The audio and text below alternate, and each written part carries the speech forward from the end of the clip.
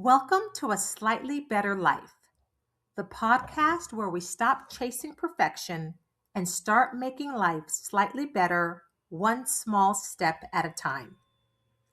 This is where I will share one simple idea, mindset, or life lesson that's made my life calmer, easier, or just a little bit better, and hopefully it'll do the same for you.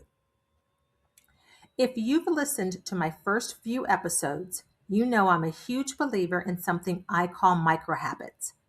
That's where you make the starting point of a task so ridiculously small that your brain has no reason to resist it. In my first episode, I shared how a 1-minute walk completely changed the way I built microhabits. And in my second episode, I talked about how that same approach helped me finally unpack my home after putting it off for 7 years. And in my third episode, I shared how you can declutter your entire home by just removing 5 items at a time. What I discovered is that micro habits aren't really about accomplishing tasks. They're about reducing overwhelm. Because when you feel overwhelmed, we tend to procrastinate. We feel stuck and we don't know where to start. So what do? We don't start at all. So today I want to share another real life example of how creating micro habits have transformed my life. My hope is that by the end of this episode, you'll see that no matter how overwhelming a project or task feels, there's always a first small step that you can take today. So, like a lot of people, my closet has been a constant source of frustration. It's not completely terrible, but it's definitely not organized. It doesn't look aesthetically pretty, and it's definitely not something you enjoy when you open the door. The thought of cleaning it out and deciding which shirts and pants and jeans and shoes to either keep or donate or throw away feels completely overwhelming. And honestly, I'd rather go get a mammogram. So I asked myself the same question I always do. What's the smallest action I could take? And this time, the answer surprised me. I decided only to get rid of the clothes that required zero decision making. Not the maybe someday clothes, not the what if I lose weight clothes, and not the what if I get a date clothes. Just the pieces I already knew, without a doubt, I didn't want anymore.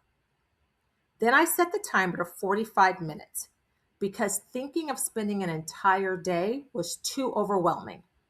So I set the timer for 45 minutes, and in those 45 minutes, I cleaned out 8 dresser drawers and one small section of my closet that only had tops. I didn't overthink it. If it required a little debate, I left it where it was. And when the timer went off, you guys, I had filled 8 grocery bags with clothes. And honestly, it felt absolutely amazing. Not because my closet was finished, but because I finally started. I suddenly had a little more space in my dresser drawers and a little more room in my closet. And that's something I hadn't had before. There's still plenty to do, and I'll have to keep repeating this process until all the easy decisions are gone, and then I'll figure out the next step. But here's what's interesting. Even if I stopped today and I decided to do no more cleaning, my closet and dresser is already better than it was yesterday. It's less cluttered and it's a little more functional. And every time I opened those dresser drawers or that closet, I felt just a little calmer. I didn't expect to feel this good after only partially finishing the project. For years, I had been carrying around the mental weight of that unfinished task. You know, every time you open your closet, it quietly reminds you that you should be cleaning it out.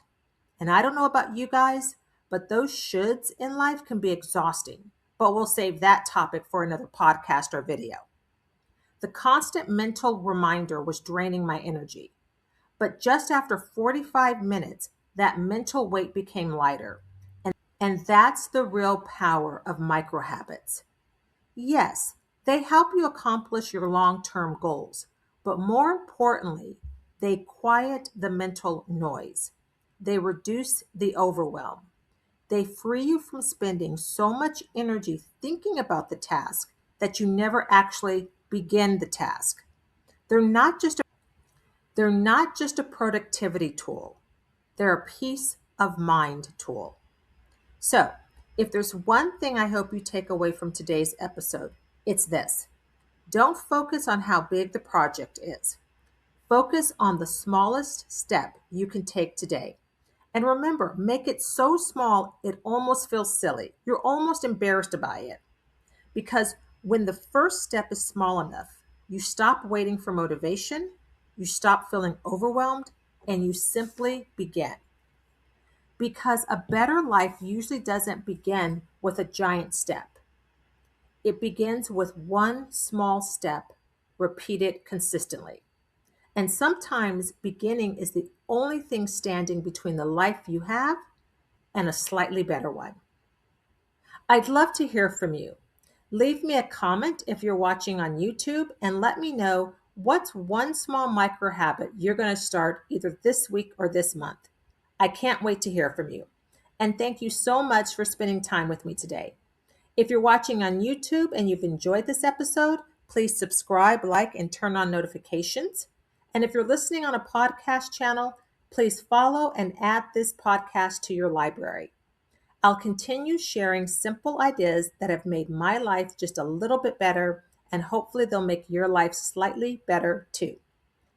And remember, you don't need a perfect life, just a slightly better one. Now, let's all take a deep breath. Inhale and exhale. And if no one has told you this lately, you matter and you are worthy. Until next time.